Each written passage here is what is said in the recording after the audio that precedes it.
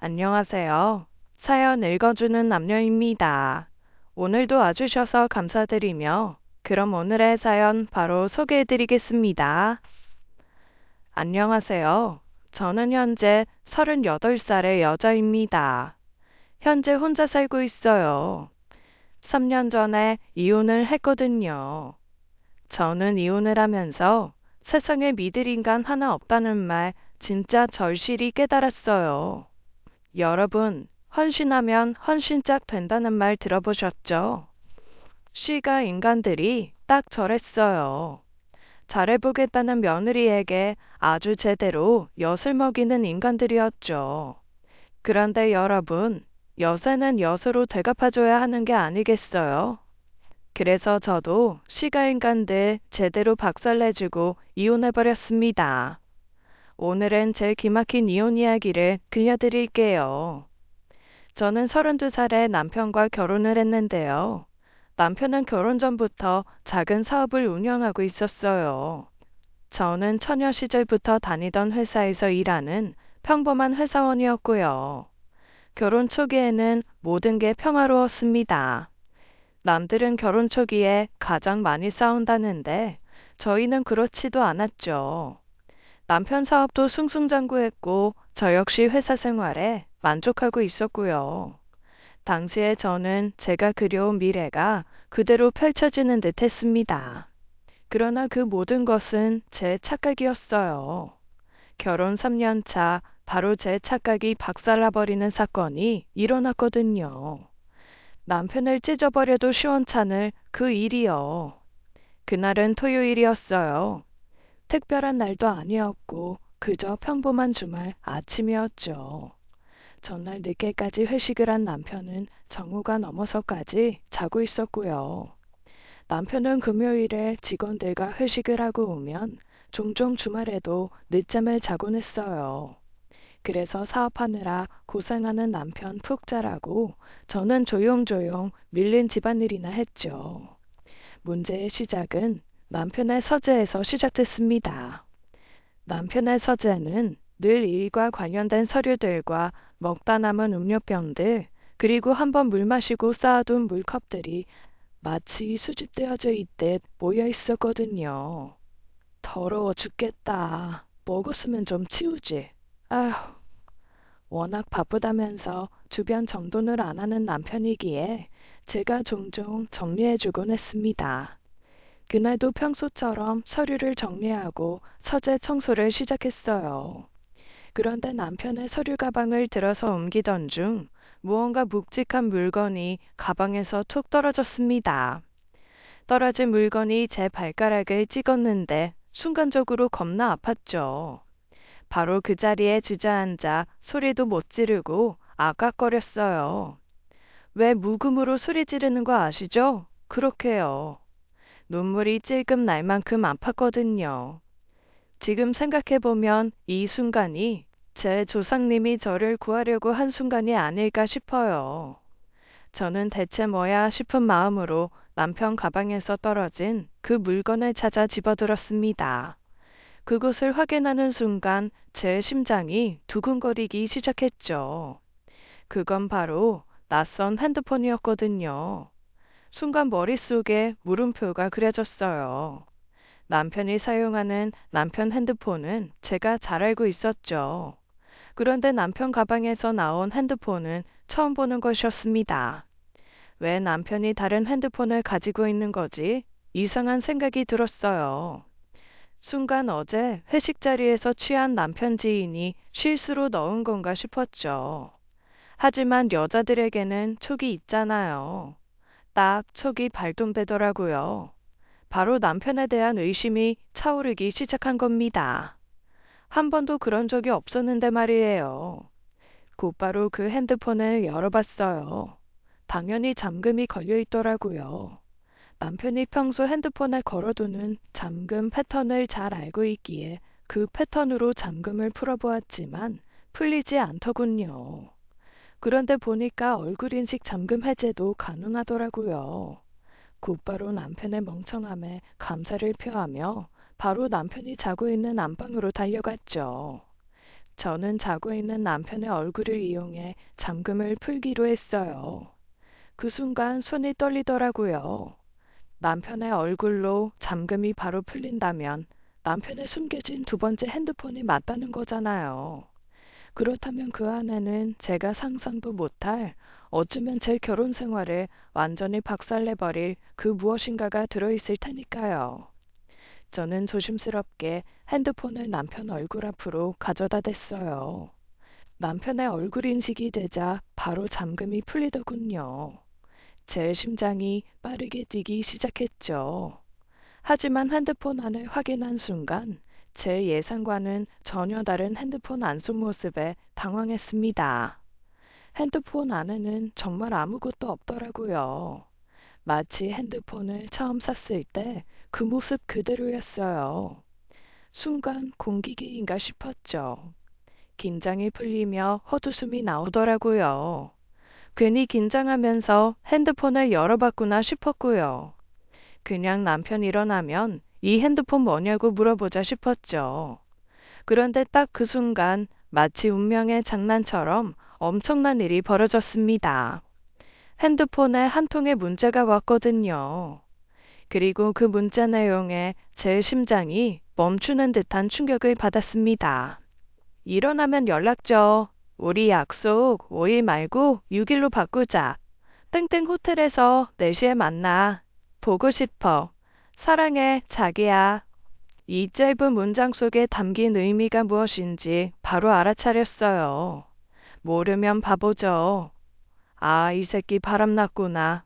제 직감이 정확히 맞았습니다. 순간적으로 분노가 치밀어 올랐어요. 그동안 함께 쌓아온 신뢰와 사랑이 배신당했다는 사실을 깨닫는 순간 당장 달려가 안방에서 코골며 자는 남편 놈을 요절내버리고 싶었죠. 달려가서 청소기로 후드려 패고 걸레밥물을 벌린 남편 입에다가 콸콸 쏟아붓는 상상을 했습니다. 숨이 턱 막히고 모든 것이 부서지는 느낌이었어요. 이 핸드폰 속의 짧은 문장 하나가 우리의 결혼 생활을 통째로 부숴버렸으니까요. 그 순간 안방에서 남편이 일어나는 소리가 들렸죠. 저는 재빨리 핸드폰을 서류 가방 안에 다시 넣었습니다. 마치 아무 일 없었던 것처럼 해야만 했어요. 그 짧은 순간 두 가지 고민을 했거든요. 지금 당장 남편을 족치일까? 며칠 참았다가 6일의 남편과 상간녀 두 놈을 쌍으로 조질까? 제 결론은 후자였습니다.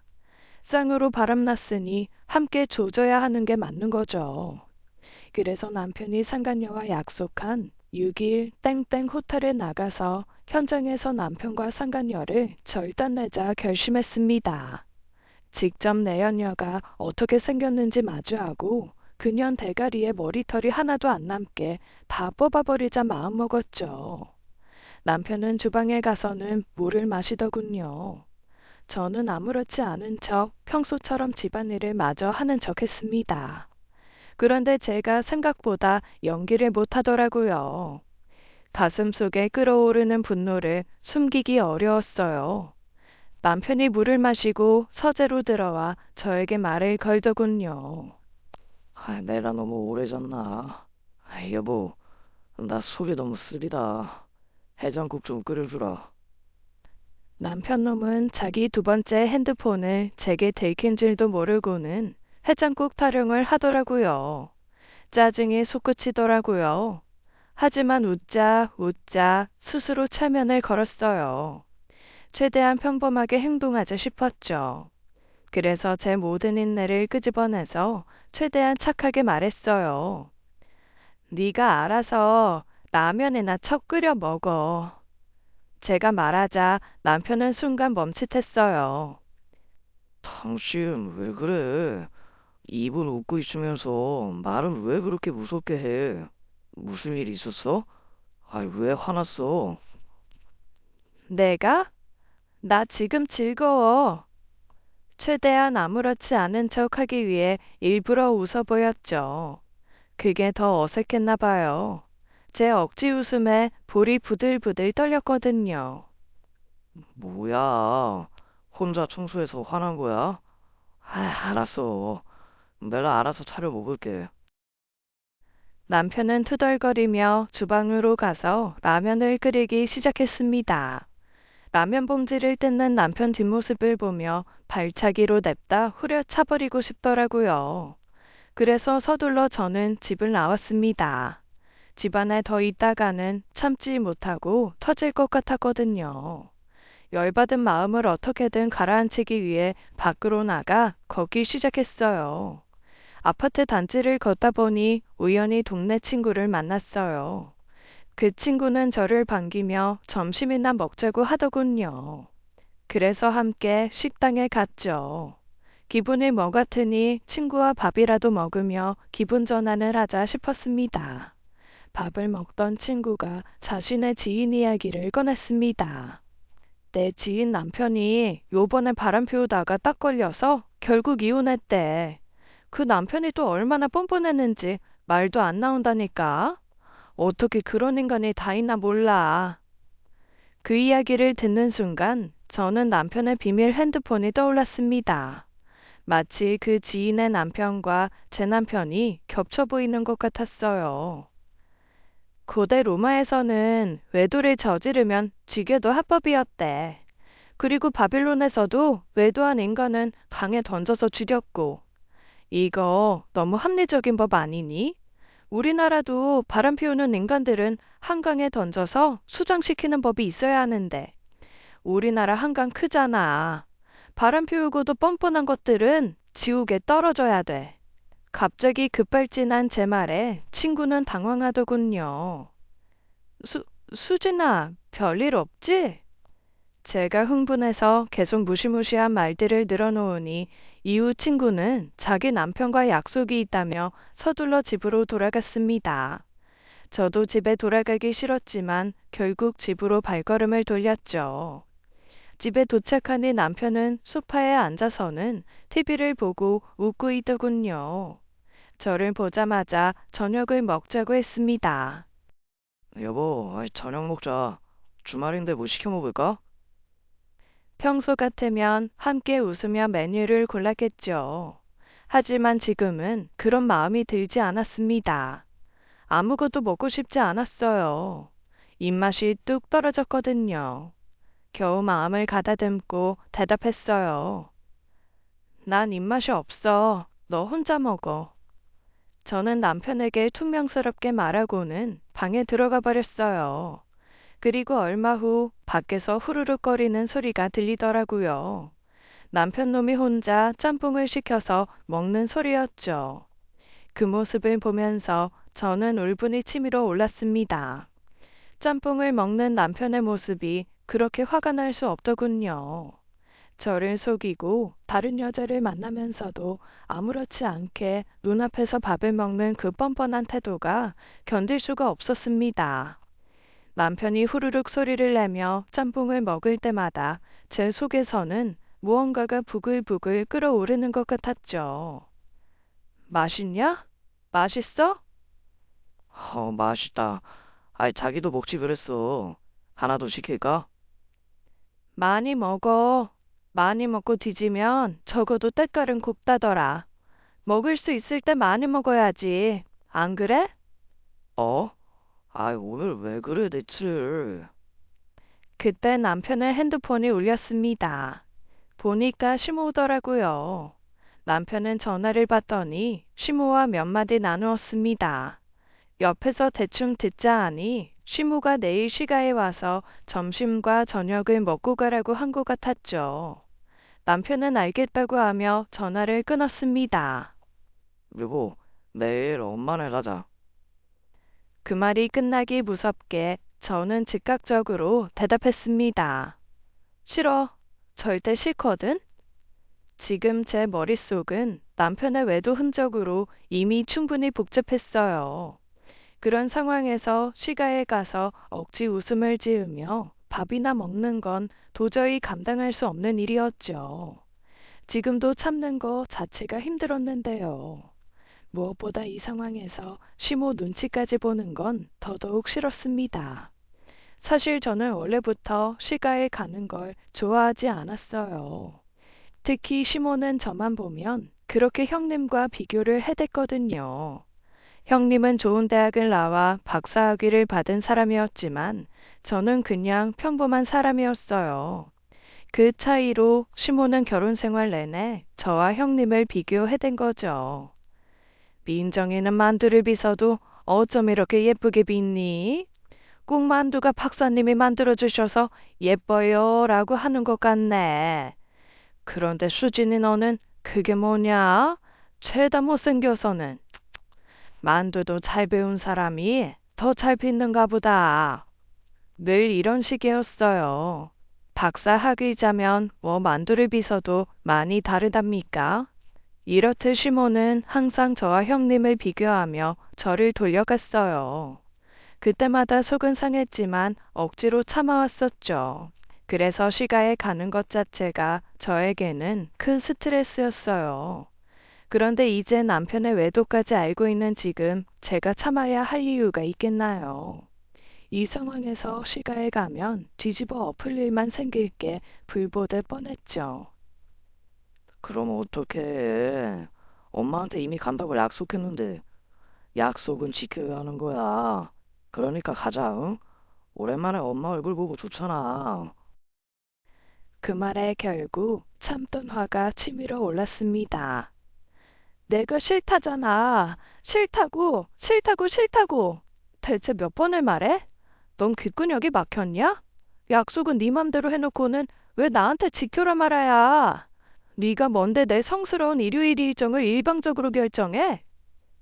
남편은 갑작스러운 제 반응에 놀란 듯한 표정을 지었습니다. 그 표정이 저를 더 화나게 했죠. 제가 왜 시가에 가기 싫어하는지도 모르고 있다는 사실이 더욱 저를 분노하게 만들었습니다.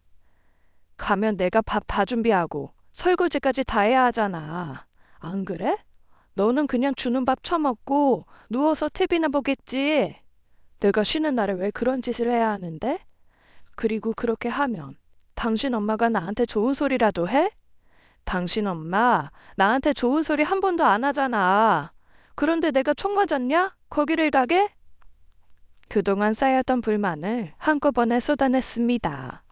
남편은 제가 이렇게까지 화를 낼 줄 몰랐는지 멍한 표정으로 저를 쳐다보더군요. 남편은 그제야 뭔가를 눈치챘는지 애교를 부리기 시작했어요. 평소에 제가 화가 나면 자주 쓰던 방법이었죠. 여보. 아이, 그럼 이번엔 그냥 밥 준비도 하지 말고 딱 먹고만 오자. 설거지도 하지 말고 그냥 딱 먹고 나오자. 그러면 되잖아. 여보. 하지만 남편의 저 애교가 제 분노에 기름을 부은 격이었어요. 남편이 웃으며 애교를 부릴 때마다 진심으로 남편 죽방을 쳐버리고 싶더군요. 어떻게 저렇게 태연하게 아무 일도 없다는 듯이 굴 수 있을까? 바람난 인간이 저렇게 양심도 없을까 싶었죠. 저도 모르게 주먹이 꽉 쥐어졌습니다. 하지만 그 순간에도 저는 참았어요. 폭발하고 싶었지만 딱 며칠만 참다가 남편과 상간녀가 만나는 그 현장에서 폭발해버리자 생각했습니다. 그냥 너 혼자 가. 난 절대 안 가니까 그렇게 알아. 그렇게 말하고 침실로 들어가 문을 닫아버렸습니다. 그때 형님에게서 문자가 왔어요. 수진아, 내일 어머님 빼고 오는 거지? 오랜만에 만나서 우리 수다 떨자. 줄 것도 있고.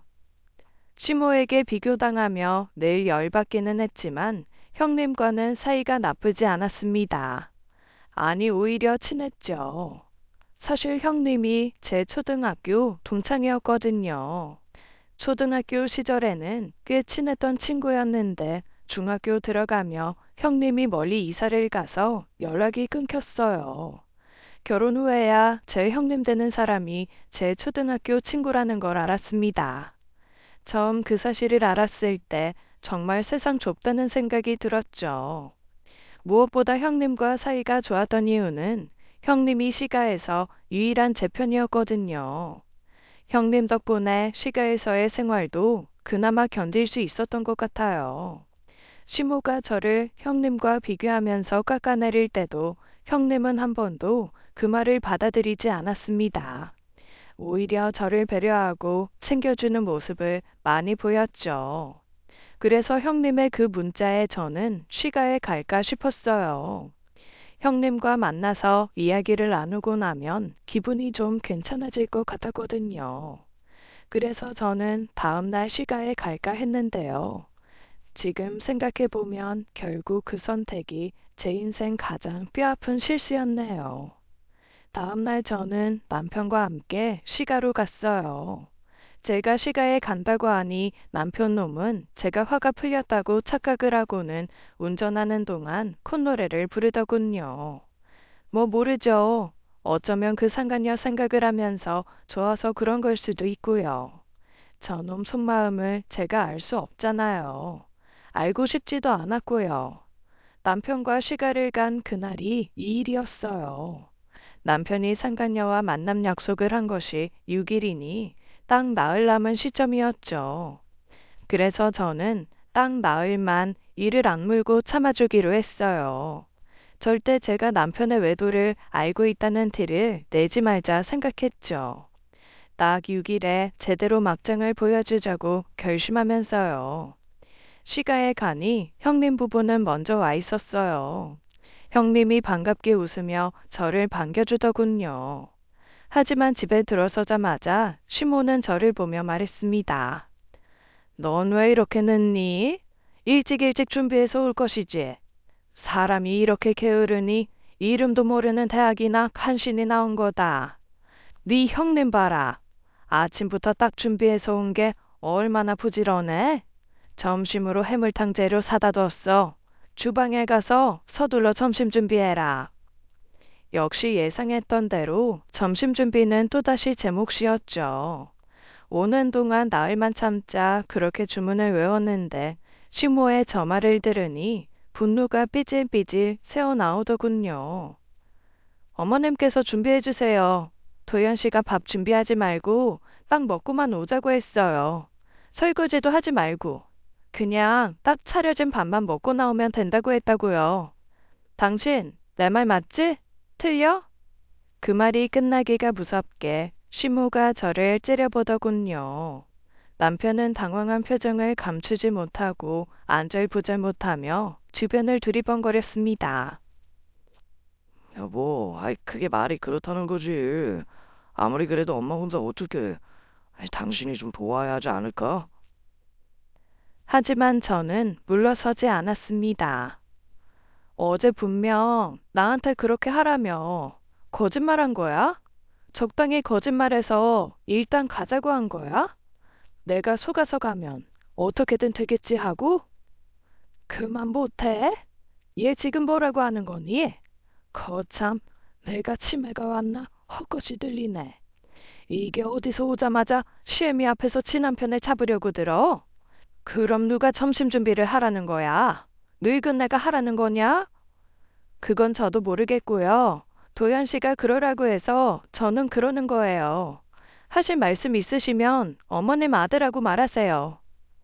제 말에 시모는 더 화가 났는지 얼굴까지 붉어지며 목소리를 높이더군요. 네 남편이 그러라고 했다고 정말 그렇게 해도 된다고 생각한 거냐? 네 머리는 뭐 창식이니? 이게 지금 생각이라는 게 있는 거야 없는 거야? 그 순간 형님이 다급하게 달려와 저를 감싸듯이 주방으로 데리고 갔습니다. 어머님, 제가 동서하고 점심 준비 잘할게요. 걱정 마시고 들어가 계세요. 동서, 왜 그래? 어? 무슨 일 있어? 어머님이 그냥 하시는 말이지 뭐. 걱정 마. 내가 다 준비할 테니까 동서는 그냥 앉아만 있어. 아주 내가 살다 별소리를 다 듣는다. 아니 얘, 너 이리 와봐라. 생각할수록 화딱지가 나네. 넌 오자마자 한다는 소리가 어머님, 왜 그러세요? 오늘 동서가 몸이 안 좋아서 그런가 봐요. 제가 잘 이야기해 둘게요. 어머님, 들어가서 쉬세요. 그러면서 형님은 시모를 방 안으로 들여보내더군요. 사실 저도 오자마자 시모와 다투고 싶지 않았습니다. 그저 남편의 외도와 이 시가의 분위기 속에서 지쳤기에 참아왔던 분노가 저도 모르게 폭발한 거죠. 형님은 그걸 알기라도 하듯 저를 위로하며 말을 이어갔습니다. 동서, 괜히 어머님 잔소리 들어서 뭐해. 그러지 말고 그냥 우리끼리 주방에서 수다나 떨면서 점심 준비하자. 내가 다 할게. 우리 동서님은 하는 척만 하고 옆에 앉아 있어. 형님이 이렇게 저를 챙겨주니 마음이 조금은 풀렸습니다. 제가 시가에서 겪는 모든 스트레스를 유일하게 이해해주는 사람이 형님이었거든요. 고마워요, 형님. 내가 오늘 몸이 안 좋아서 오늘 좀 예민하네. 친구 좋다는 게 뭐겠니? 앉아서 좀 쉬고 있어. 시모의 까다로운 성격에도 불구하고 형님 덕분에 저는 그나마 시댁에 올 수 있었어요. 주방에서 저희는 해물탕을 준비하며 이런저런 이야기를 나눴습니다. 그런데 그 사이 남편 놈은 거실에서 아주버님, 시아버지와 함께 아무 일도 없었다는 듯이 TV를 보며 웃고 있더군요. 어제 분명히 이번엔 밥도 하지 말고 그냥 먹기만 하고 오자고 약속해놓고 지금은 아무렇지도 않게 TV를 보며 웃고 있는 남편을 보니 짜증이 났습니다. 시모는 씩씩거리며 안방으로 들어가서는 이내 전화를 걸어 친구와 수다를 떨기 시작했어요. 뭐 수다 내용이야 뻔했죠. 제 험담이었습니다. 친구에게 너는 박사 며느리들만 들이라고 하더군요. 그 목소리가 주방까지 들려왔어요. 남편이 상간녀와 만남을 약속한 6일이 당시 나흘 남은 상태라고 아까 말씀드렸잖아요. 그래서 저는 딱 나흘만 참자고 도닦는 심정으로 마음을 다잡았습니다. 그 뒤에는 어차피 형님을 제외한 시각 사람들은 다시 볼 사람도 아니니까요. 그 생각을 하고 있다 보니 저도 모르게 정신이 반쯤 나가 있었나 봐요. 형님이 해물탕을 준비하는 동안 저는 멍 때리고 앉아 있었던 거죠. 그 모습을 본 시모가 갑자기 제 등짝을 때리며 소리쳤습니다. 대체 뭐 하는 거야? 네 형님이 해물탕 준비 다 하고 있는데 넌 구경만 하냐? 첫째가 얼마나 비싼 고급 인재인 줄 알아? 그런데 너는 놀고 첫째는 일을 시켜 먹고 있어? 그 순간 저도 폭발해버리고 말았습니다. 그렇게 참자 참자 했는데 저도 모르게 폭발한 거죠. 손에 들고 있던 새우가 담긴 스텐통을 내던져 버렸어요. 와장창 소리와 함께 떨어진 새우가 거실 바닥에까지 나뒹굴었죠. 집안은 순식간에 정적이 감돌았어요. 모두가 놀라서 저를 쳐다봤습니다. 제사상도 내가 다 차렸고 무슨 행사 있다고 하면 내가 매번 연차 써서 달려와서는 내가 준비 다 했어요. 박사 며느리는 아니라지만 나도 최선을 다했다고요. 그런데 왜 날 못 잡아먹어서 안달이세요? 내가 대체 그동안 못한 게 뭔데? 제 목소리가 울리자 거실에 있던 남자들이 모두 주방으로 달려왔습니다. 아이, 당신은 왜 계속 쓸데없는 말로 애 기분을 잡쳐놔? 그래도 집안에 무슨 일이 있다고 하면 바로 달려와 주는 게 둘째인데, 아, 왜 애를 그렇게 못살게 굴어? 어? 오랜만에 가족끼리 모인 자리에서 왜 자꾸 싸움을 만드냐고? 평소 조용하던 제가 냄비까지 집어던지며 소리를 지르자 시모도 당황을 하더군요. 아니, 그게 아니라 저것이 가만히 놀면서 지 형님한테만 일을 시키니. 어머님, 오해세요. 그게 아니라 동서가 몸이 안 좋아 보여서 제가 쉬고 있으라고 했어요. 그러면서 형님이 재빨리 저를 주방으로 데리고 나가 작은 방으로 데리고 가더군요. 형님은 걱정스러운 눈빛으로 저를 보며 물었습니다. 동서, 무슨 일 있어? 안색도 안 좋고 정말 어디 많이 아파? 하지만 저는 차마 대답하지 못했습니다. 밖에서 시가 식구들이 서 있었거든요. 지금 남편의 외도를 터뜨리기엔 너무 재미가 없죠. 형님은 한숨을 쉬며 말했어요. 알겠어. 무슨 일이 있으면 나중에 이야기하자. 일단 쉬어. 그 말을 남기고 형님은 방을 나갔습니다. 방 안에 남겨진 저는 조용히 앉아 있었지만 거실에서 들려오는 소리들이 귀에 쏙쏙 들어왔죠. 형님이 저를 대신해 변호해주고 있었어요. 동서가 몸이 안 좋아서 그렇대요. 오늘은 그냥 쉬게 해주세요. 너무 큰일 아니니까요. 시모는 그 말에 여전히 궁시렁대며 저에 대해 불평을 했지만 시부가 다시 한번 시모를 꾸짖는 소리가 들렸습니다. 그만하래도 애가 몸이 안 좋다고 하잖아.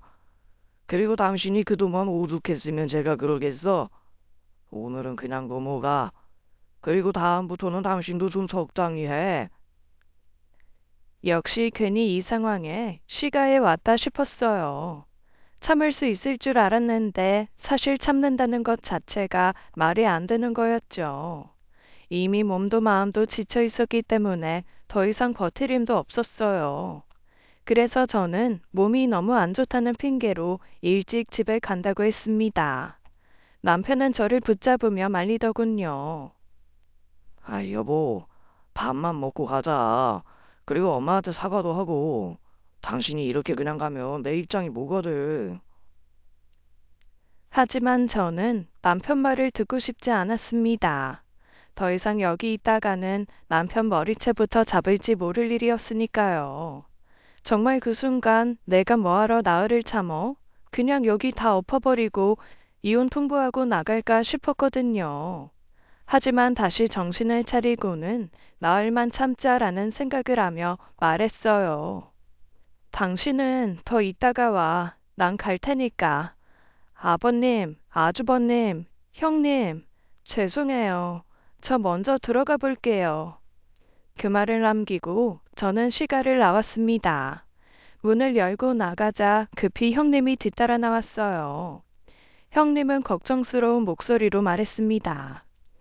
집에 가서 푹 쉬어. 밤에 연락할게. 알았지? 집에 돌아온 그날 밤 형님에게서 전화가 왔습니다. 형님은 여전히 저를 걱정하는 목소리로 묻더군요. 수진아, 무슨 일이 있는 거지? 이제 말해봐. 저는 잠시 망설였습니다. 하지만 어차피 형님도 며칠 안에 다 알게 될 사실이기에 모두 털어놓았죠.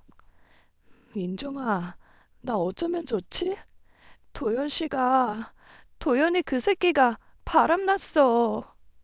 그 말을 꺼내자마자 그동안 억눌려 있던 감정들이 터져나왔습니다. 마음속 깊이 가라앉아 있던 분노와 슬픔이 한꺼번에 쏟아지기 시작했어요.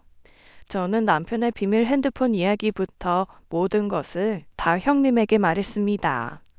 하나하나 설명하다 보니 그동안 참아왔던 감정들이 폭발하며 제 눈물도 터지더군요. 형님은 제 말을 듣고 충격을 받은 듯 한동안 침묵했습니다. 그러더니 남편을 향해 분노를 터뜨렸어요. 서방님이 정말 그랬다고? 이 새끼 미친놈이네. 정말 미친 거 아니야? 수진이 네가 자기 부모한테 얼마나 잘했는데 어떻게 그럴 수가 있어? 배신자 새끼. 그게 사람 새끼야? 형님의 격한 반응에 오히려 저는 조금 진정되었습니다. 제 마음을 형님이 대신 표현해 주는 것 같아서요. 울지 마. 수진이 네 잘못 아니잖아. 서방님이 큰 잘못한 거야. 그 인간이 그런 짓을 저지른 거잖아. 넌 잘못한 거 하나도 없어. 죄 지은 놈이 고통받고 울어야지. 수진이 네가 왜 울어? 고마워, 민정아. 정말 고마워. 형님은 제 울음을 달래면서 묻더군요. 그래서 어떻게 할 생각이야? 이거 그냥 넘어가면 안 되잖아. 설마 그냥 넘어갈 거 아니지? 저는 이미 결심한 상태였습니다. 남편이 상간녀를 만나는 그날 두 연놈을 박살내기로요. 6일에 남편이 그 상간녀 만날 약속을 잡았어. 그때 현장 덮쳐서 남편도 그년도 다 머리털 뽑아버리고 이혼할 생각이야. 형님은 제 계획을 듣고 잠시 침묵하더니 저를 돕겠다고 했습니다. 혼자 가지 말고 같이 가자. 2대1보다는 2대2로 싸우는 게 덜 힘들 거야. 내가 같이 갈게. 수진이 너는 서방님 머리털 다 뽑아. 나는 그 상관녀, 그녀 머리털 다 뽑아버릴게. 그러다가 질리면 서로 바꿔서 머리털 뽑아버리자. 그 말에 저도 모르게 웃음이 나오더군요. 마음이 한결 놓였습니다. 사실 혼자 그 자리에 간다는 사실이 조금 부담되었던 것도 사실이었죠. 형님이 저를 도와주겠다고 하니 더는 두려울 게 없다는 생각이 들었어요. 저는 그날 침대에 누웠지만 쉽게 잠들지 못했습니다. 결전의 6일, 그날에 일어날 일을 생각하니 벌써부터 긴장감이 저를 휘감았죠. 두렵기도 하고 기다려지기도 했습니다. 그리고 드디어 6일이 되었어요. 남편이 상간녀를 호텔에서 만나는 날이었죠. 저는 며칠 전부터 회사에 미리 연차를 냈습니다. 남편은 제가 아무것도 모르는 것처럼 보였겠죠. 남편 놈은 여느 때처럼 태연하게 일하러 간다며 사무실로 출근하더군요. 그 모습을 지켜보는 내내 속에서 울분에 치밀었지만 저는 아무 말도 하지 않았습니다. 오늘이 바로 모든 걸 끝날 날이었으니까요. 출근 후 저는 형님을 만나 앞으로의 계획을 논의했습니다. 형님은 제 긴장된 모습을 보고는 어떤 상황이 닥치더라도 평정심을 유지하라고 조언했어요. 무슨 일이 있어도 침착해야 돼. 알았지? 그리고 증거를 잡아야 하니까 촬영 잘해두고. 형님의 말에 저는 조금 긴장을 풀 수 있었어요. 아마 혼자였다면 이 모든 걸 감당하기가 벅찼을 겁니다. 하지만 형님이 곁에 있다는 사실이 정말 큰 위로가 되었어요. 우리는 잠시 더 대화를 나눈 뒤 남편이 내연녀와 약속한 4시 이전에 호텔로 가기로 했습니다. 형님의 차를 타고 호텔로 향하는 길, 제 마음은 복잡했어요. 형님과 저는 호텔에 도착해 지하 주차장 근처에 대기했습니다. 드디어 남편 차가 저 멀리서 보이더군요. 남편이 차를 몰고 호텔 주차장에 들어온 순간 저는 긴장감에 숨이 막힐 것 같았어요. 민정아, 저거 우리 남편 차다. 와, 서방님, 기어코 여기를 나타나네. 정말 나쁜 새끼 아니야? 저는 입술을 꼭 깨물었습니다. 이 순간이 오기를 기다렸어요. 남편과 상간녀를 박살내버리는 순간이요. 형님과 저는 손을 꼭 잡으며 재빨리 호텔 로비로 향했습니다. 그리고 저희는 남편이 로비에 나타나기를 기다렸죠. 잠시 뒤 남편이 주차를 끝났는지 로비로 나타나더군요. 다소 여유로운 표정으로 누군가를 기다리고 있었어요. 그 모습을 지켜보며 형님과 저는 욕을 퍼부었습니다. 저놈, 저거 사람 아니야. 어떻게 저렇게 사람을 속여? 정말 뻔뻔하네. 저도 속으로 남편을 욕하며 마른 침을 꾹 삼켰어요. 남편 놈이 내연녀를 만나는 순간을 기다렸죠. 그런데 뜻밖의 일이 벌어졌습니다. 내연녀가 아닌 전혀 예상하지 못한 사람이 나타났거든요. 한 남자가 남편에게 다가가더니 반갑게 인사를 했습니다. 그 남자는 저도 아는 사람이었죠. 뭐야? 왜 민식 씨가 여기 있어? 누구?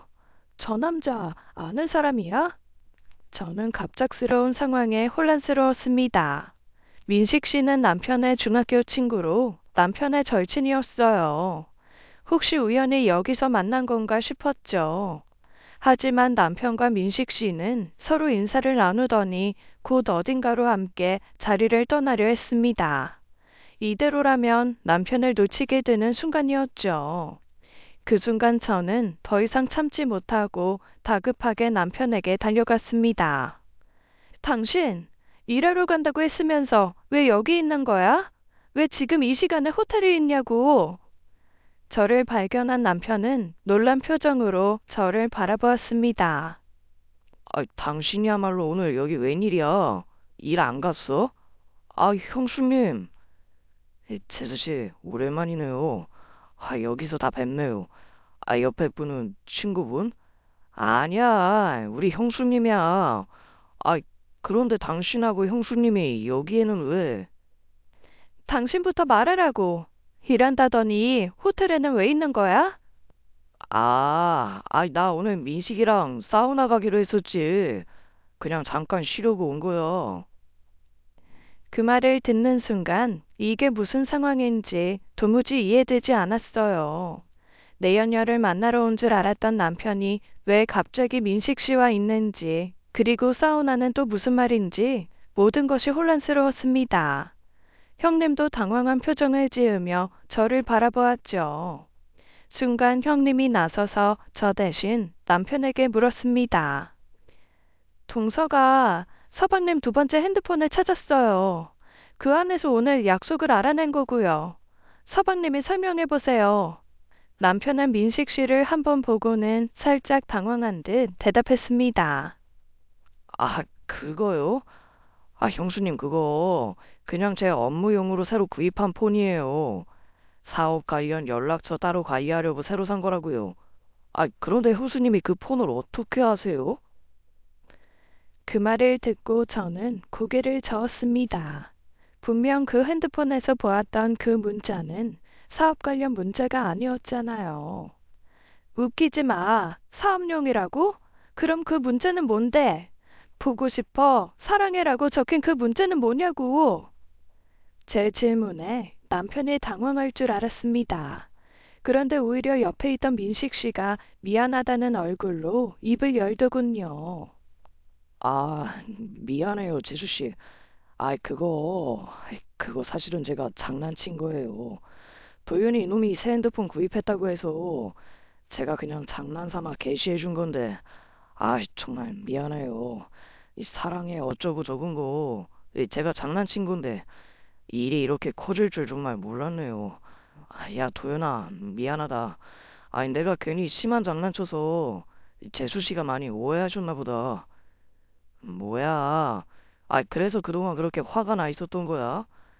진짜야. 전날에 핸드폰 개통했다고 번호 알려주니까 미식이 이놈이 장난친 거야. 야, 너는 뭐 그딴 장난을 치냐? 너 때문에 내가 바람이나 피우는 쓰레기 됐잖아, 이놈아. 진짜 미안하다. 내가 할 말이 없네. 재수 씨, 정말 죄송합니다. 그 순간 저도 당황한 채 부끄러워지더군요. 쥐구멍이라도 있다면 숨고 싶었어요. 그동안 제가 큰 오해를 했다고 생각하니 얼굴이 뜨거워졌어요. 며칠 전 시가에 가서 깽판 친 것도 떠올라 더 부끄럽더군요. 암담했어요. 너무 민망한 기분에 저는 그 자리에서 도망치듯 나왔습니다. 그럼 사우나나 다녀와. 나 갈게.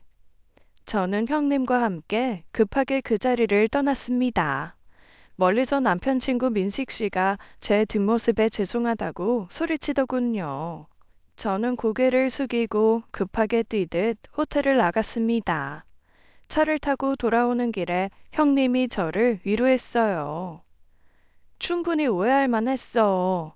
아무리 친구라지만 어떻게 저딴 장난을 치니? 저 남자도 참 한심하다. 저러면 당연히 우리는 오해할 수밖에 없지. 하여간 남자들은 애나 어른이나 다들 철이 없다. 철이 없어. 혹시 남편이 남자를 좋아하는 건 아니겠지? 제 말을 들은 형님은 박장대소했습니다. 아하하, 미안해, 수진아. 간만에 너무 크게 웃었네. 설마 그럴 리가 있냐? 그런 쓸데없는 걱정은 이제 그만해. 형님의 웃음소리에 저도 같이 웃었지만 속으로는 여전히 뭔가 떨치지 못한 의심이 남았습니다. 형님은 잠시 생각하더니 진지한 목소리로 제게 말을 하더군요. 아직도 서방님 의심되는 거지? 아직 의심이 풀리지 않는다면 소형 녹음기를 하나 사서 서방님 가방에 넣어둬. 일주일 정도 녹음해보고 별일 없으면 그때 가서 의심을 접어. 내가 아는 사람도 이 방법으로 남편애도 잡았거든. 그런데 설마 서방님이 남자를? 야, 말도 안 된다. 저도 모르게 그 방법을 한번 써보고 싶다는 생각이 들었습니다. 하지만 겉으로는 웃으며 대답했죠. 내가 오해한 것 같아. 그렇게까지 할 필요는 없을 것 같아. 에휴, 이제 창피해서 남편 얼굴을 어떻게 봐? 말은 그렇게 했지만 형님의 말이 머릿속을 맴돌았습니다. 제가 고민에 빠진 듯 하자 형님은 더 나아가 흥신소까지 쓰자고 제안하더군요. 아니면 차라리 흥신소에 맡겨봐. 전문가들이잖아. 우리보다 확실하게 캐낼 수 있지 않을까? 저는 그 말에 당황하며 형님을 말렸습니다. 그렇게까지는 하지 말자. 그건 너무 심하잖아. 나 그냥 이제 접을래. 내가 오해한 거지 뭐. 하지만 집에 돌아와서도 저는 계속 소형 녹음기를 살지 말지 고민했습니다. 정말 남편을 이렇게까지 의심해야 하는 걸까? 내가 너무 예민하게 구는 건 아닌지 스스로에게 물어보았어요. 이게 그 의부증인가 싶기도 했고요. 그러나 마음속 깊은 곳에서는 여전히 불안함이 가라앉지 않았습니다. 결국 저는 결심했어요. 소형 녹음기를 구입해 남편의 가방에 몰래 넣어두기로요. 형님이 말한 대로 일주일 정도 녹음해보고 그 기간 동안 아무 문제가 없으면 그때 가서 의심을 완전히 접자라고 생각했죠. 그렇게 해야만 이 찜찜한 마음이 사라질 것 같았으니까요. 며칠 뒤 저는 인터넷으로 소형 녹음기를 구입했습니다. 녹음기는 동전 크기만 했고 남편이 전혀 눈치채지 못할 정도로 작았어요. 그걸 보고 내가 이 짓까지 하는 게 옳은가 싶었죠. 하지만 이미 결심은 섰고 녹음기를 사용하기로 했습니다. 남편이 출근할 때를 노려 저는 조심스럽게 남편 서류 가방에 녹음기를 몰래 넣었습니다. 녹음기를 넣는 순간 심장이 두근거렸어요. 이미 한번 개망신을 당했는데 그럼에도 의심을 하며 남편 몰래 녹음기까지 쓴다니. 의부증으로 욕먹어도 정말 할 말이 없는 상황이었죠. 하지만 저는 저질러 버렸어요. 설명할 수 없는 이 찜찜한 기분을 털어내기 위해서라도요. 남편이 사무실에 갈 때마다 저는 그가 무엇을 하고 누구와 통화하는지 알기 위해 녹음기를 사용했습니다. 남편이 퇴근하고 집에 돌아오면 녹음기를 꺼내 녹음된 파일을 컴퓨터로 옮겼죠. 그리고 새벽에 남편 몰래 그 녹음본을 다 들어보았어요. 그리고 남편이 출근하기 전에 그 녹음기를 다시 남편 가방에 몰래 넣었죠. 그렇게 2주일 동안 매일 남편의 대화를 녹음하고 들어보았습니다. 정말 제대로 의부증에 걸린 것 같은 나날이었어요. 며칠간의 대화들은 대체로 평범했어요. 남편은 주로 업무에 관련된 전화나 직원들과의 대화를 나누는 모습이었죠. 그러다 어느 날 한 녹음 파일에서 남편이 친구와 통화하는 소리가 들렸습니다. 그 순간 제 심장은 미친 듯이 뛰기 시작했어요. 드디어 남편이 저에 대해 이야기를 했거든요. 남편은 통화 속에서 천천히 그리고 진지하게 말하고 있었습니다. 수진이, 나 아내 정말 사랑해. 나한테 정말 소중한 사람이야. 내가 세상에서 가장 사랑하는 사람이고 내 목숨보다도 귀하게 생각해. 아, 아이 그래 진짜야. 그 말을 듣는 순간 제 마음이 송두리째 흔들렸습니다. 너무나 예상치 못한 말들이었어요. 저는 남편을 의심해서 녹음기를 준비했는데 남편은 오히려 저에 대해 진심 어린 사랑을 고백하고 있었습니다. 평소 남편의 장난스러운 성격 때문에 한 번도 이런 고백을 들어보지 못했어요. 그런데 이렇게 저에 대한 깊은 감정을 가진 사람일 줄은 몰랐죠. 저는 녹음기를 손에 쥔 채 멍하니 남편의 녹음 목소리를 여러 번 듣고 또 들었습니다. 눈물이 나더라고요. 남편을 의심하며 그를 배신자로 몰아붙였던 것이 부끄럽고 후회스러웠습니다. 제가 남편을 믿지 못하고 있었던 것이 너무도 아프게 다가왔죠. 그동안의 의심이 모두 무의미하게 느껴졌어요. 그때 형님에게서 연락이 왔습니다. 형님은 제 걱정에 저에게 말 안 하고 흥신소에 의뢰를 했다고 말하더군요. 제가 남편을 의심하고 있는 이 상황이 형님에게도 마음에 걸렸던 것이었죠. 그리고 흥신소에서 받은 자료를 곧바로 제게 보내주었습니다. 자료를 열어보니 남편의 이동 동선은 집과 사무실 뿐이었어요. 그 외에 어떤 외도의 흔적도 없었죠.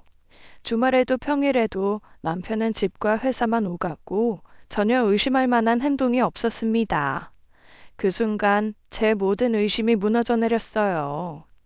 남편은 정말 아무런 잘못도 없었고 제가 그동안 괜한 의심으로 남편을 힘들게 한 것이 분명해졌죠. 내가 정말 미친년이었구나 싶었어요. 형님에게 흥신소 연락처를 물어보니 형님은 흔쾌히 알려주면서 더 필요한 것이 있으면 언제든지 의뢰하라고 말했습니다. 돈은 내가 다 내줄 테니까 혹시라도 더 알아보고 싶으면 그쪽 사람들한테 말해. 그런데 나는 수진아, 서방님한테 믿음이 간다.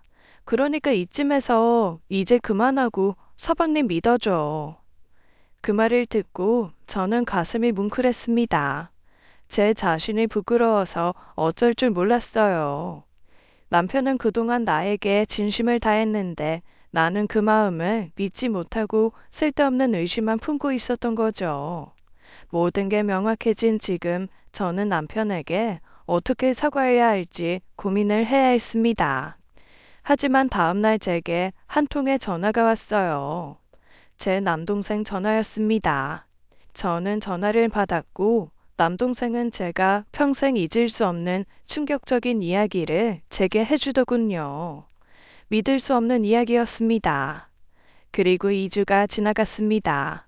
그동안 남동생에게 전해들은 충격적인 진실을 듣고 저는 제정신이 아니었어요. 정말 남동생 말이 사실인지 저와 남동생은 2주간 바쁘게 조사를 했죠. 그리고 그 조사가 끝났을 때 남편은 제게 조심스럽게 시가에 가자고 하더군요. 심호생신이라고요. 저는 차분하게 알겠다고 했습니다. 제가 남동생을 통해 알게 된 충격 비밀을 터뜨리기에는 너무나 알맞은 날이었으니까요. 그리고 남편과 함께 시가에 방문했죠. 제가 시가에서 난리를 치고 처음 찾아간 자리였어요. 시모는 저를 보고는 뭐라 한마디 하고 싶은데 애써 꾹 참는 눈치더라고요. 저는 시모에게 말했어요. 편하게 하시고 싶은 말들 다 하세요. 아직은 며느리잖아요.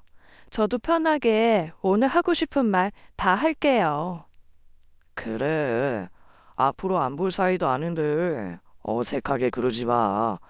중간에서 나 숨도 못 쉬겠다. 네가 그렇게 말하니 나도 편히 말하마. 너 오늘 내 생일상은 차려주는 거냐? 그 정도는 며느리님한테 받아도 되는 거냐? 에휴, 내가 며느리 무서워서 생일상 차려달라는 것도 이렇게 눈치 보면서 말한다. 그럼요, 어머님. 좋은 날 왜 그러세요? 동서, 뭐해? 어서 생신상 준비하자. 내가 미역은 물에 불려뒀어. 제가 아무 말 없이 주방으로 향하자 시모는 기세등등 이전 모습으로 돌아가더군요. 그리고는 역시나 다시 한번 형님 자랑을 시작했습니다. 얼마 전 형님이 육아휴직을 마치고 대기업에 복직했거든요. 그 이야기부터 시작하더군요. 네 형님은 복직하고 나서 바로 승진한다더라. 역시 박사 출신은 다르지. 근데 넌 대체 뭐 하고 있는 거야? 밖에서 잘 나가지 못하면 애라도 낳아야 하는 거 아니냐? 대체 너는 언제쯤 이 시애미한테 손주를 안겨줄 거야? 나 죽기 전에는 볼 수 있는 거냐? 아줌마 죽기 전에는 못 보니까 이제 기대도 하지 마요. 뭐야? 아줌마? 너 지금 또 내 속 뒤집어 엎으려고 그러냐? 이 순간 저는 이제 터뜨려야 할 때다 생각했어요. 모든 진실을 이 자리에서 밝혀야 했습니다. 저는 주방에 있는 미역을 손으로 잡아 그대로 주방 바닥에 던져버렸습니다. 아줌마, 그렇게 형님이 좋아? 그렇게 죽고 못 살겠으면 평생 형님이랑 살아. 당신은 중학교도 못 나왔으면서 왜 이렇게 비교질인데? 내가 전부터 말하고 싶었는데 내 학벌이 당신 아들 학벌보다 좋아. 이거 왜 이래? 모두가 경악한 표정으로 저를 쳐다보더군요. 시아버지와 남편이 제 행동에 당황하며 소리쳤습니다. 아이, 너 제정신이냐? 예쁘다 예쁘다 해주니 이제 뭐 눈에 뵈는 게 없어? 어디 씨 어른들 무서운 줄 모르고 이딴 짓을 해? 네 집에서는 이렇게 가르치대? 여보, 이게 무슨 짓이야? 갑자기 왜 이래? 미쳤어? 빨리 잘못했다고 어서 빌지 못해? 하지만 저는 남편 말에 코웃음을 쳤어요. 분노가 터져서는 입에서 나오는 말들을 주체할 수 없었죠. 이 집이 얼마나 막장 집안인 줄 아세요, 아버님? 제 말 다 듣고 나면 아마 기절하실걸요? 그리고 내가 왜 빌어? 잘못한 게 없는데 왜 비냐고. 빌어야 할 건 너야. 네가 빌어 이 새끼야. 아버님, 저 이혼할 겁니다. 이혼하고 이 또라이 같은 집안 나갈 거라고요. 그때 형님이 놀라서 제게 달려와 저를 말리기 시작했죠. 동서, 이게 무슨 짓이야? 왜 그래? 왜 또 이혼 얘기가 나와? 이혼이라니. 여보, 아이 그게 무슨 소리야? 알아듣게 설명을 해보라고. 남편도 당황한 얼굴로 이유를 묻더군요. 그래서 저는 이혼의 이유를 시가 식구들에게 당당하게 말해줬습니다. 이것들이 궁금하다고 하니 말해주는 게 인지상정이죠. 이유? 그래, 설명해줄게, 개새끼야. 너 바람났잖아. 아니야? 어디서 뻔뻔하게 모르는 척이야? 감히 네가 나를 능멸하고 날 가지고 놀아? 저번 호텔 사건은 민식이 장난이라고 분명 설명했잖아. 설마 그것 때문이야? 아이 대체 얼마나 더 설명을 해야 하는데. 시어머니는 제 말을 듣자마자 저를 향해 분노에 찬 목소리로 소리쳤습니다.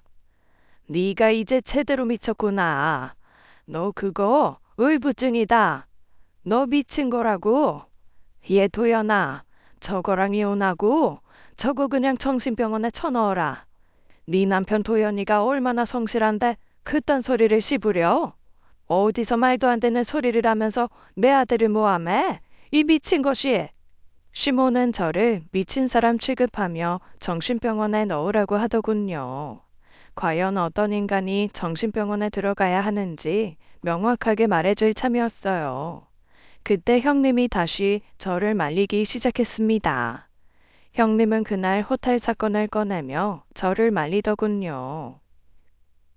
여보, 내 말 좀 들어. 아직도 그 호텔 사건 의심하는 거야? 네 입으로 지금 그 호텔 사건 말하는 거야?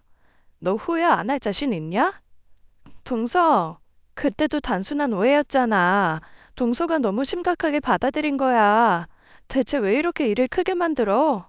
그러지 말고 너 나랑 정신과 상담 받자. 너 아무래도 지금 제정신이 아닌 것 같아. 너가 몰래 설치한 녹음기에서도 서방님이 널 얼마나 사랑하는지 확인했잖아. 서방님이 다 고백했잖아.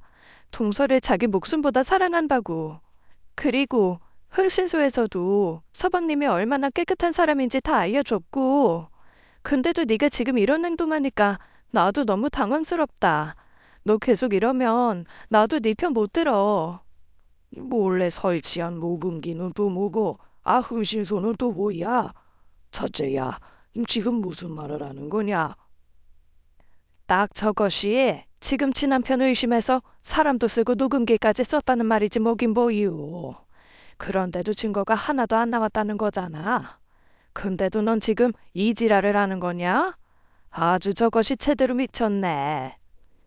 형님 말을 들은 시댁 식구들은 한 목소리로 저를 비난하기 시작했습니다. 둘째 너는 대체 무슨 생각을 하는 거야? 내가 아무리 좋게 생각해 보려고 해도 너 의부증에 걸린 미친 여자라서밖에 안 보인다. 적당히 해, 적당히. 미치려고도 나가서 미쳐. 엄마 생일에 이 지랄하지 말고. 그 말에 저는 웃으며 대답했습니다. 맞아요. 저 미쳤어요. 지금 이 난리를 치는데 정상이겠어요? 그런데 의부증으로 미친 건 아니죠. 남편 바람나서 미친 거죠. 당신, 호텔 이야기부터 시작해볼까? 첫 번째 증거는 명확해. 당신이 몰래 숨겨온 그 핸드폰에 온 문자는 확실한 증거였다고. 그건 조작이 안 되겠지. 왜? 네 놈이 나한테 외도 들키기 전에 네 실수로 내가 알게 된 거니까. 아이씨, 그거 밀식이랑 장난친 거라고 몇 번을 말해야 해. 짜증나게 자꾸 그걸로 걸고 넘어질래? 그래, 그럴 수도 있지. 장난일 수도 있겠지. 남자들끼리 단순 장난으로 보고 싶다, 사랑한다 말할 수 있지. 근데 내가 지금 그 문자 내용 말하는 줄 알아? 그 문자를 보낸 핸드폰 번호가 문제라고 이 등신아. 당신 두 번째 핸드폰에 010-1234-4885라는 번호로 그 문자 온 거잖아. 그 번호가 머릿속에서 떠나지 않더라고. 나도 당신 친구 민식 씨 핸드폰 번호 알고 있는데 그 번호가 민식 씨 핸드폰 번호 아니잖아. 이상하지 않니? 아, 그게... 나는 너무 이상해서 견딜 수가 없더라. 그래서 그 핸드폰 번호가 누구 명의 핸드폰인지 한번 알아봤어. 이때 형님이 갑자기 경악한 표정으로 저를 바라보며 말했습니다. 동서, 그거 불법 아니야? 그런 짓을 했다는 거야? 저는 형님의 반응을 무시하고 계속 말을 이었습니다. 맞아, 불법이지. 근데 내 동생한테 얘기했더니 자기 일잘리 각오하고 한번 알아봐 주겠다고 하더라. 내 동생 핸드폰 매장하잖아. 솔직히 나도 당신 믿고 싶었어. 아니, 믿었고. 근데 내 동생이 알아낸 그 핸드폰 명의자 보고 나 진짜 깜짝 놀랐다. 순간 시댁 식구들은 모두 어리둥절한 표정으로 저를 바라봤습니다.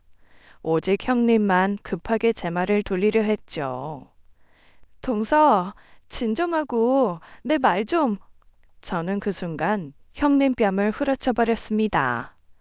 닥치고 내 말 들어. 내가 말하고 있잖아. 그 번호 명의자가 누구였는지 알아? 바로 형님이더라고. 당신들 첫째 며느리. 그 말을 듣자마자 모두가 충격에 빠졌습니다. 거실에 있던 공기가 차갑게 가라앉았고 모든 이들의 시선이 형님에게 쏠렸습니다. 아주버님은 곧바로 형님을 추궁했어요. 지금 재수 씨가 무슨 말을 하는 거야? 뭐? 당신 핸드폰이라니? 당신 내가 모르는 핸드폰이 또 있는 거야? 그걸로 내 동생 도연이한테 사랑한다고, 보고 싶다고 문자를 보냈다고? 그게 어떻게 된 거야? 형님은 완전히 당황한 표정으로 급히 발뺌했습니다. 아니야, 그럴 리 없어. 나 그런 핸드폰 없어. 지금 동서가 미쳐서 저러는 거라고. 그래. 어머님 말씀대로 빨리 정신병원에 보내야 돼. 동서 제대로 미쳤다고. 급기야 형님은 저를 미친 사람 취급하며 자신의 잘못을 계속해서 부정했습니다. 미친 건 너희들이지. 내 남편이랑 형님이랑 바람이 난 거였어. 이 정도면 진짜 제대로 콩가루 집안 아니니? 그날 내 남편이 호텔에서 만나기로 한 상간녀. 그년이 바로 형님 너였다고. 네가 뭘 보고 그런 말을 하는 거야? 증거라도 있어? 남편과 형님은 당황한 얼굴로 서로를 바라보며 눈빛을 주고받았습니다. 남편은 뭔가 변명하려는 듯 입을 열었지만 저는 그것들에게 기회를 주지 않았어요. 병신같이 형님을 믿은 내가 당신이 호텔에서 상간녀 만나기로 했다고 내가 형님에게 그 사실 먼저 말해줘 버렸으니 당신이 대가리 굴려서 그 자리에 친구를 세운 거겠지. 아니야? 그래서 그때 내가 당신 바람난 증거 제대로 잡을 수 없었던 거고. 그리고 나서 형님이 당신한테 다 말해줬겠지. 내가 당신 가방에 몰래 녹음기 설치한 것도. 그러니 당신이 날 사랑한다고 그딴 개소리하면서 연기할 수 있었던 거고. 그리고 저는 가방에서 봉투를 꺼내 들었습니다. 봉투 안에는 수많은 사진들이 들어있었죠. 내 동생한테 부탁했어. 형님 일거수일투족 미행해보라고. 정말 어이없는 사진이 찍혔더라고. 내가 정말 두 눈을 믿을 수가 없더라. 저는 그 봉투를 열어 사진을 꺼내 뿌려버렸습니다. 형님과 남편이 모텔에서 만나고 있는 사진들이었어요. 시가 식구들은 그 사진을 보자 큰 충격에 빠졌죠. 남편과 형님은 통하지도 않을 발뺌을 하기 시작했습니다. 아이, 그럼 당신은 요즘 힘들어해서 형수님하고 의논하려고 만난 거야. 형님도 남편을 따라 말했습니다. 맞아. 동서 미쳤어? 어떻게 그런 역겨운 상상을 해? 우리가 무슨 이상한 사이인 것처럼 말하지 마. 동서가 걱정돼서 가족이니까 만난 거라고. 가족끼리 나에 대해서 상의를 하려고 모텔을 드나들어? 지나가던 개가 웃겠다. 야, 그만 좀 우겨. 내가 네가 말한 그 흥신소에도 연락해봤어. 네가 내 남편 뒷조사 의뢰했다고 했던 그 흥신소 말이야, 이년아. 제 말에 형님은 놀라는 표정을 하더니 이내 의자에 주저앉아 버렸습니다. 제가 여기까지 알아낸 것을 알자 이제는 자포자기하는 심정이었겠죠. 넌 흥신소 사람들이 얼마나 의리가 있다고 생각하니? 그 사람들 다 돈으로 움직이는 사람들이야. 내가 네가 준 돈보다 더 큰 돈 준다고 하니까 그 사람들 아주 술술 다 말하더라. 내 남편 저 새끼가 집 회사밖에 모르는 사람이라고 나한테 거짓말하라고 네가 시킨 거라며? 사실은 그때 너랑 모텔에서 뒹굴고 있던 건데.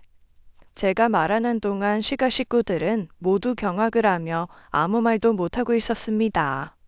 저는 마지막으로 아주버님을 향해 말했어요. 저는 저 개만도 못한 놈이랑 이혼할 거예요. 아주버님도 이혼하셔야겠죠? 그리고 시모에게도 말했어요. 배울 만큼 배운 당신 박사 며느리 바람도 참 똑똑하게 피우지? 어떡할래요?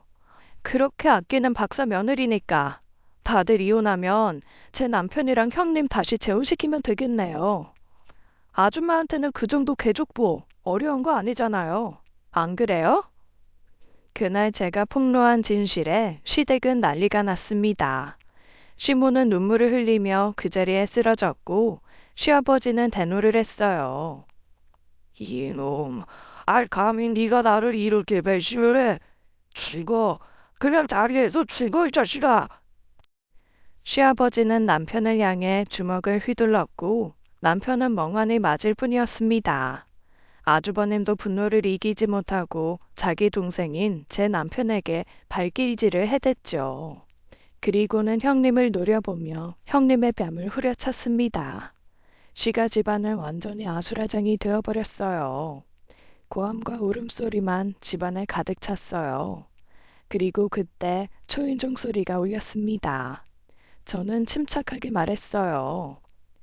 형님, 어머님이랑 아버님, 제가 불렀어요. 어머님, 사돈분들 오셨네요. 이분들도 다 알아야 하잖아요. 그 말을 남기고 저는 문을 열었습니다. 형님의 부모가 문 앞에 서 있었어요. 그들은 난장판이 된 집안을 보며 경악했습니다. 저는 그분들에게 웃으며 말했어요. 집이 좀 어수선하죠? 형님이 제 남편하고 바람났거든요. 자세한 이야기는 아주버님, 사돈분들 사위한테 이야기 들으세요. 저는 이제 입이 아파서 전 이제 그만 나가볼게요. 형님의 부모는 충격을 받은 채 아무 말도 못했고 저는 그들을 뒤로하고 집을 나섰습니다. 진실은 모두 드러났고 저는 더 이상 그 자리에 머무를 이유가 없었죠. 저는 이후 변호사를 선임하고 곧바로 이혼 소송 준비에 들어갔습니다. 변호사를 고용하며 새로운 사실을 알았는데요. 의외로 저와 같은 경우가 상당히 많다고 하더군요. 정말 경악스럽더군요. 어떻게 가족끼리 외도를 할 수가 있을까요? 저는 이번 일의 진실을 남편의 지인들과 형님의 회사에까지 알리기로 결심했습니다. 남편과 형님이 저지른 일들은 숨길 수 없었고 그들의 배신이 드러나야만 했죠. 남편과 저는 결국 법정에서 이혼 소송을 했습니다. 남편은 제게 여러 번 변명하며 저를 설득하려 했지만 그놈의 말은 더 이상 제게 아무런 의미가 없었어요. 저의 결정은 확고했고 모든 것이 이미 끝났으니까요. 결국 법정에서 이혼이 성립되었습니다. 남편과의 모든 관계를 완전히 끊고 저는 자유를 되찾았어요. 그와 함께했던 지난 시간들이 모두 허무하게 느껴졌지만 이제는 그 기억에서 벗어나 나 자신을 찾아가야 한다고 결심했어요. 그 후 형님에게도 큰 파장이 일었습니다. 형님은 회사에 소문이 퍼지면서 결국 스스로 회사를 그만둘 수밖에 없었습니다. 자랑스러운 경력도 화려했던 직업도 이제는 모두 사라졌죠. 이후 아주버님과 형님도 결국 이혼했습니다. 아주버님은 형님의 배신을 받아들일 수 없었고 그들 역시 더 이상 함께할 수 없었어요. 시아버지는 남편을 아들로 보지 않겠다고 선언했습니다. 시아버지의 분노는 하늘을 찔렀죠. 아들이 저지른 행동을 용서할 수 없다는 것이었어요. 그로 인해 시모는 충격을 받고 결국 쓰러졌습니다. 시모는 그 이후 아직도 병원 신세를 지고 있다고 들었습니다. 시가 식구들 모두가 이번 사건으로 인해 완전히 무너져 내렸죠. 이혼 후 저는 시댁과 완전히 연을 끊었어요. 더 이상 그들과 얽매이지 않고 저만의 삶을 살아가기로 했습니다. 그동안 받은 배신과 상처를 극복하기 위해 많은 시간이 필요했지만 저는 조금씩 나아지고 있습니다. 제 인생을 다시 재정비하며 무엇이 저에게 중요한지, 무엇이 절 행복하게 하는지 되돌아보는 시간을 가지고 있죠. 이제는 오로지 저를 위한 삶을 살아가기로 했습니다. 지금까지 사연 읽어주는 남녀였습니다. 끝까지 시청해주신 여러분 감사드리며 저희는 다음 사연으로 돌아올게요. 감사합니다.